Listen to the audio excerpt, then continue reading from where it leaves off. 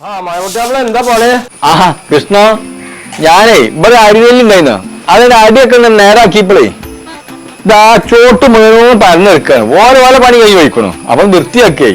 അത് മൈമുട്ടാപ്പിളെ എല്ലാ പേരത്തെ അവസ്ഥ തന്നെയാണ്. കുട്ടികളാണ് വെട്ടിട്ട് പോകും, പിന്നെ നമ്മള് വേണം ശരിയാക്കാം. അല്ല എത്ര വൈക്ക് പ്രത്യേകിച്ച് ഇപ്പൊ എന്തിയാ മൈമുട്ടാപ്പിളെ നിങ്ങൾ അറിഞ്ഞുകൂടാവോ, ഞാൻ പെണ്ണിന്റെ കല്യാണേ ഞാനും മെമ്പറും കാനല അബ്ബാസും കൂടി പോയി ഉറപ്പിച്ചൊക്കെ പോന്നു.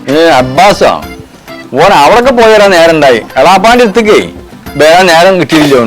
എന്റെ ഇപ്പൊ പോകുന്നല്ല മൈമുട്ടാപ്പിളെ, അത് കുഞ്ഞുമോന് പോലും കമ്പനി അല്ലേ, അങ്ങനെ പോന്നാണ്. അല്ല ആ പോയത് പാരാ? അത് മറിയാമ്മൂന്റെ അമ്മേ 2 ദിവസം വിരുന്ന് എന്നാണ്. അല്ല എന്നിട്ടിപ്പോ എന്നൊക്കെ ഉറപ്പിച്ചു? അതിപ്പോ അടുത്ത മാസം 12-ാം തീയതിയാണ്. അത് പറയാൻ വേണ്ടിട്ടാണ് പോകുന്നത്. അല്ലടാ അജിന് കേറുന്നില്ലേ? അല്ല ഞാൻ കേറുന്നില്ല, എനിക്ക് ഞാജനോടും രാഘവന്റെ ഒക്കെ ഒന്ന് കിടക്കണം. അല്ല നമ്മളെ കുട്ടീന്റെ കല്യാണക്കാരി ഇപ്പൊ എന്തായി? കല്യാണൊക്കെ 1.5 ആട്ടം പേരുണ്ട്. പെൺകുട്ടികൾക്ക് അത് തന്നെ പണി. പക്ഷെ ഞമ്മക്ക് ഒക്കണില്ല ഒന്നും. എന്റെ പെണ്ണിന്റെ കല്യാണം തന്നെ ഇപ്പൊ കൊറേ വൈകിച്ചുകണോ. ഒത്തു വരികയാണ് ഞങ്ങൾ കൊടുത്താളേ. ഞമ്മക്ക് അങ്ങനെ ഇങ്ങനെ കെട്ടിച്ചാക്കാൻ പറ്റൂല. ഞമ്മളേ സ്ഥിതി പണക്കറിയാലാ.